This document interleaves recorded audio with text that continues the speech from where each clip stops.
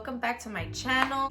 I know this video is long overdue since my son is over a year old, but I thought it was appropriate to share my experience with postpartum weight loss and share a few tips to help motivate and inspire other moms just like you. I have been through a postpartum weight loss journey twice, and both times I lost over 40 pounds, and it is just so insane to even say that. I had a C-section for both children, and I have experienced different things with my body. With my first pregnancy, I gained about 50 pounds, and during that pregnancy, I was just really feeling depressed and just not liking the whole experience, if I'm being honest. And I had a lot of swelling. I looked huge. My pre-pregnancy weight was 150 pounds for both kids, which I maintained for several years. So that is just basically the goal weight of mine that I want to get back down to. With my first pregnancy, I didn't have any cravings. I didn't eat for two. I just kind of ate what I always ate. I try to be a little more mindful of certain things, but I really didn't do anything different. So it was really surprising to me when I gained so much weight, because I'm literally eating the same way I always have been.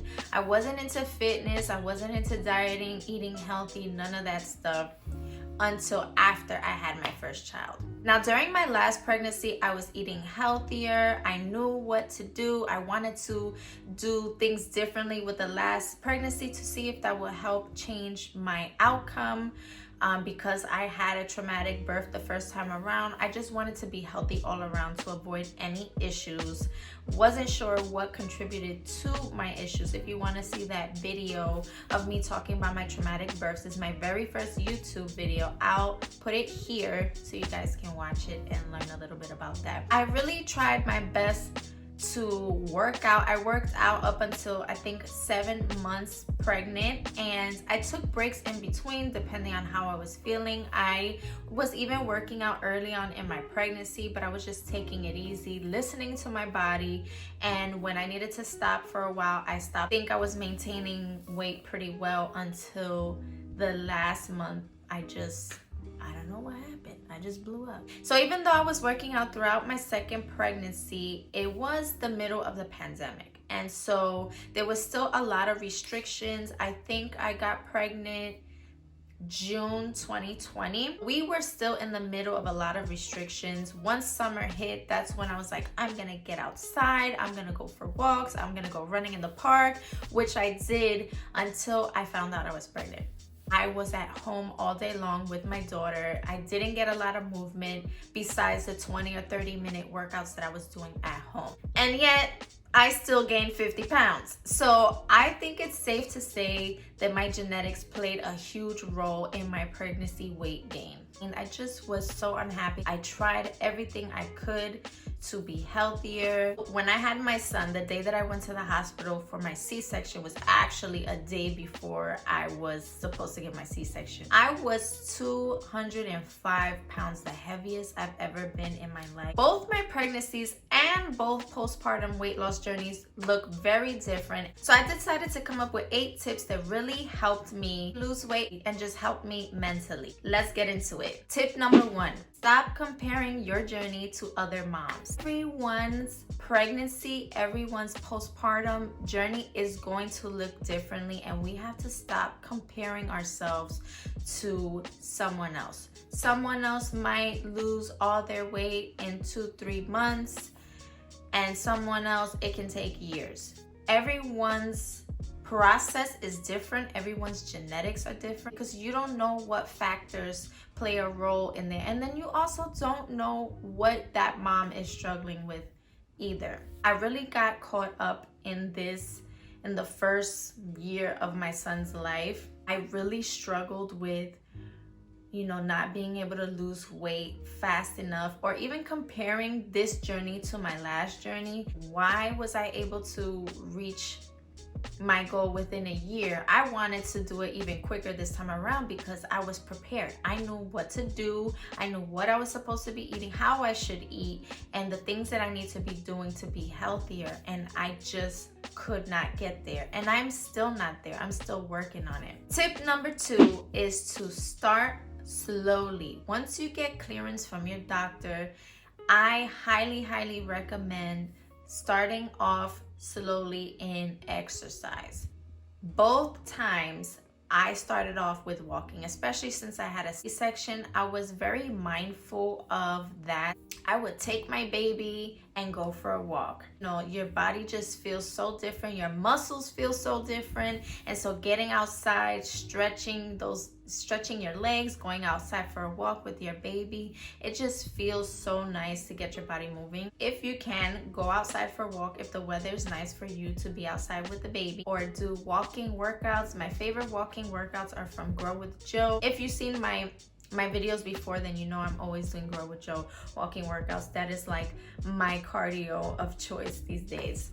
Although the walking workouts are low impact, they were really challenging for me because I just felt so out of shape, and just like the healing process was a little hard for me this time around. If I couldn't go for walks because it was like winter time, I didn't want to take my baby out, I would do the walking workouts. I would make sure that I would get up every hour and walk around my house just to make sure that I wasn't staying stagnant and just being like a couch potato. Like I would just walk around. I started using my Apple Watch, and I would give myself a goal of 5,000 steps a day.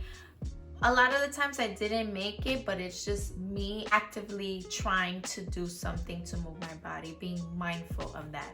Tip number 3, create a routine around your baby's schedule. Once you get the hang of motherhood, it's very easy to know when your baby is going down for a nap. That would be the best option if you can, so that you can have time for yourself to focus on you, even if it's 20 or 30 minutes. My son literally gave me 15-20 minute naps, and it was just horrible. He was napping like that probably until he was about 1 year old. I would create my schedule around that, or I would just work out with my baby right next to me. If you've seen my videos, you see I always have my kids around me when I'm working out. That is just something that works for me. It is not always enjoyable. I don't always give it 100%. My kids are playing next to me. My kids are watching Sesame Street, whatever it is, they're eating, and I'm taking the time to work out and get something going for myself. It's so important to have routine and schedules for yourself. It really makes life easier, and you know when to fit in certain things throughout your day. Tip number 4, work on your mental health. You guys, this is so important. This last year and a half has been so hard on me mentally. Like, I thought because I was already a mom, I knew what to expect, I knew what to do, I knew what life was gonna be like, and I was so wrong. It's been a real struggle trying to get it together, trying to make sure I prioritize myself. The best advice I can give you is take one day at a time. Do small things with the little bit of time that you have. What I like to do is listen to podcasts, listen to sermons. I try to feed myself positive things more than negative things, because the positive things are gonna be what gets me through my day. So I recognize and I'm aware of when I desperately need a break. I don't always get to have time away from my kids or have a babysitter or anything like that, but I recognize when I need a break, and I'll just either ask for one, see if someone like one of my sisters can help me out, or even if they just come for a visit. That is really helpful to me, just being around other adults, something that takes the focus off my kids. I know that sounds bad, but we really need to not be about our kids 24/7, and you're left with not taking care of yourself. And how can your children be healthy and happy if mom is not healthy and happy. Exercising for me is also one of those things, and so I exercise no matter what because it really helps me to release my stress. Tip number 5. Instead of restricting your diet, try adding in healthier options to the meals that you already enjoy. Let's say you make a cheeseburger at home. Have some fruits and vegetables on the side. So that way you can get accustomed to eating fruits and vegetables and still enjoying what you eat.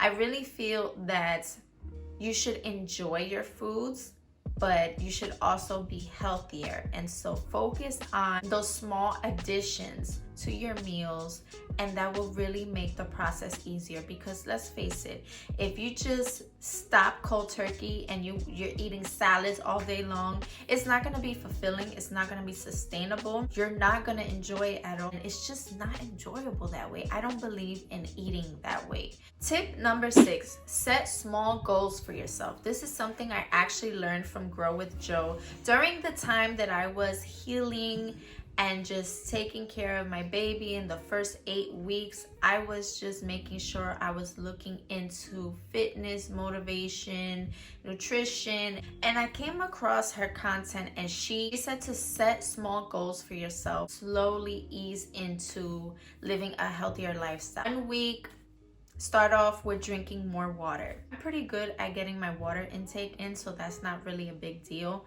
But I started off with that first. Then the next small goal was to have a healthy breakfast every day. And I will take those goals 1 week at a time. I focus on my nutrition before I focus on the physical. My next goal was to add a few veggies into my meals. That's something I really struggle with even now. So I would add spinach to my dinner. Small goals can lead to big change. Instead of overwhelming myself with these goals, like I gotta eat healthy all day long, I ate whatever I wanted. As long as I hit those small goals on a weekly basis, I was good. Tip number 7, strengthen your core. I started doing simple core workouts to strengthen my core and just to be stronger, have stronger muscles, especially after having a baby. Our muscles are stretched, and I wanna make sure that you work on strengthening your core, because your core is the center of every movement that you do. We're carrying babies around, we're doing housework, everything in between. You definitely need to strengthen your core. It's very simple and easy and C-section friendly. These are some movements that I found on YouTube that were really helpful, and once I started doing my workouts, I felt so much better. Last tip, tip number 8, stop being so hard on yourself.